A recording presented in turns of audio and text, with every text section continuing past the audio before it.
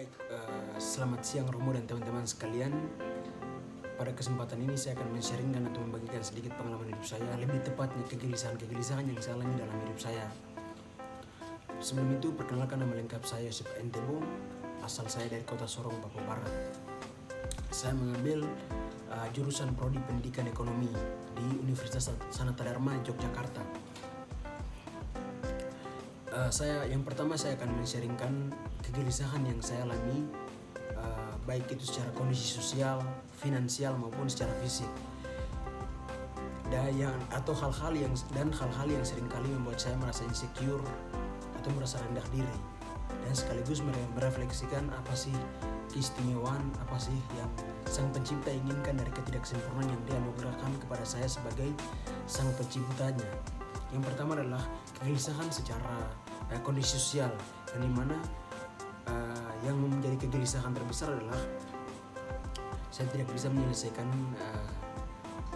mampu menyelesaikan waktu studi saya secara tepat waktu, dimana saya bisa menyelesaikan studi atau waktu kuliah saya sesuai waktunya, yakni 4 tahun. Ini merupakan kegelisahan yang seringkali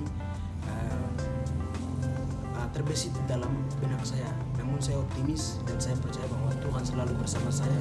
Saya bisa menyelesaikan waktu studi saya dengan tepat waktu, karena saya percaya Tuhan selalu ada bersama saya. Kemudian yang berikut adalah kegelisahan secara finansial.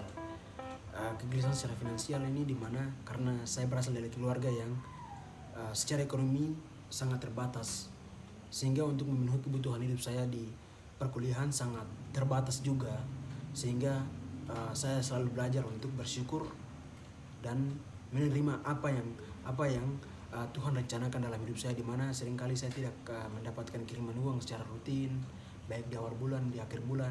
Namun saya percaya Tuhan mempunyai rencana yang besar dalam hidup saya, karena untuk menjadi sukses kita harus berani untuk susah berani untuk susah untuk bisa menjadi orang yang sukses. Itu adalah prinsip yang saya pegang atau mindset yang saya tanam dalam hidup saya. Yang berikut adalah kegelisahan secara fisik. Ini merupakan salah satu kegelisahan yang menurut saya sangat-sangat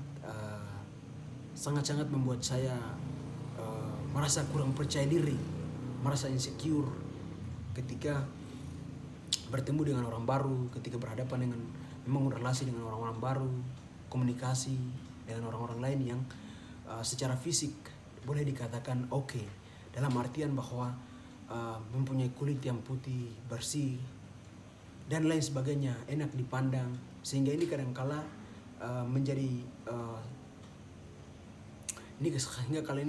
membebani pikiran saya, yang membuat saya kadangkala marah kepada Sang Pencipta. Namun sekali lagi saya katakan bahwa ini merupakan anugerah terbesar dalam hidup saya, sehingga dalam perjalannya waktu, ketika ada suatu momen saya menonton videonya Nick Fujiwik. Dia merupakan salah satu motivator sekaligus penulis dan orang tersukses di dunia, yang dimana secara fisik dia sangat terbatas, mempunyai keterbatasan fisik, tidak mempunyai tangan dan fisiknya sangat dikatakan sangat terbatas. Namun yang membuat saya terinspirasi adalah dia mampu bertahan hidup, mampu membuat hal-hal besar, sehingga dia bisa dan mampu untuk menciptakan ruang hidupnya sendiri dengan cara memaksimalkan potensi-potensi yang ada di dalam dirinya, sehingga dia bisa menjadi orang sukses, bisa mampu menciptakan kebahagiaannya dia sendiri, mampu melawan stigma-stigma yang pandangan-pandangan sinis yang diberikan oleh orang lain kepadanya. Dia mampu melawan itu semua. Dia punya mentalitas yang kuat, sehingga saya melihat bahwa ini merupakan momen di mana menjadi salah satu stimulasi yang mendorong saya untuk saya harus merubah mindset saya, bahwa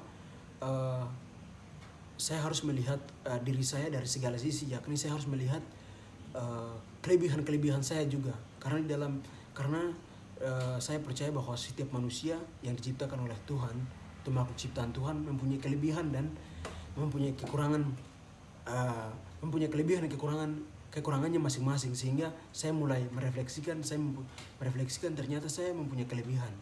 Ada banyak kelebihan yang saya miliki dan saya mulai memaksimalkan itu, mulai mengeksplor itu dari dalam diri saya.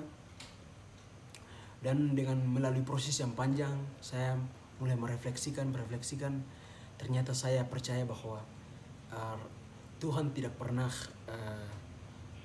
menciptakan atau mendesain makhluk hidupnya tanpa ada alasan.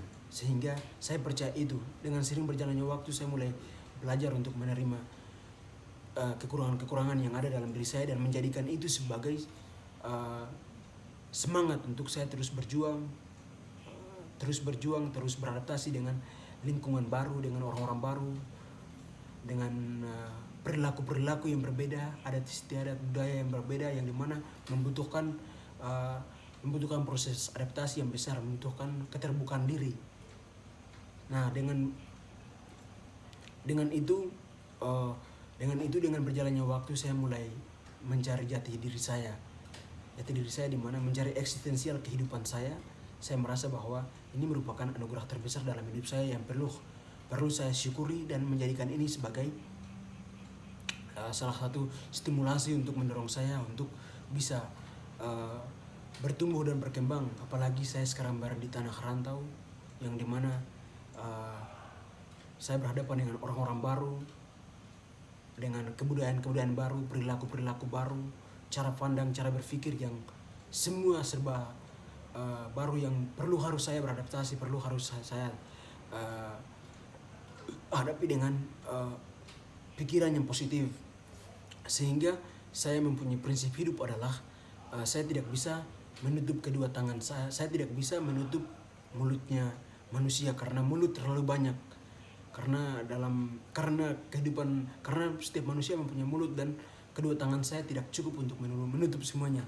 Sehingga yang perlu saya tutup adalah kedua telinga saya, dimana bukan berarti saya menutup diri, tapi menutup atau lebih tepatnya membiarkan komentar-komentar negatif, stigma negatif, ataupun cara pandang yang negatif yang orang berikan atau orang pandang kepada saya, baik itu secara fisik, secara finansial, maupun secara kondisi sosial. Ketika mereka memandang atau memberikan hal-hal yang baik, saya akan terima. Tetapi ketika itu hanya adalah sebuah stigma, sebuah pandangan sinis, ataupun sebuah ejekan dan lain sebagainya, saya akan membiarkan itu. Itu merupakan angin lalu yang sangat tidak berfaedah dalam hidup saya.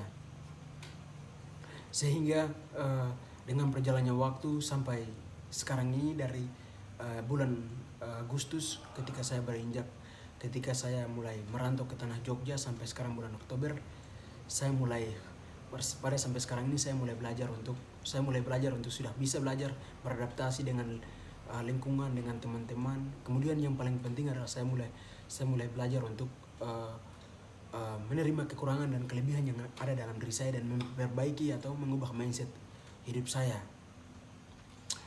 Saya juga berterima kasih kepada seluruh teman-teman di lingkungan, baik di lingkungan tempat tinggal saya, kemudian di lingkungan kampus, yang mana selalu mendorong, yang selalu memberikan motivasi kepada saya dan selalu membangun relasi kepada saya tanpa memandang ulu. Ini merupakan salah satu motivasi yang membuat kegelisahan dalam hidup saya ini menurun, yang mana selalu membantu saya.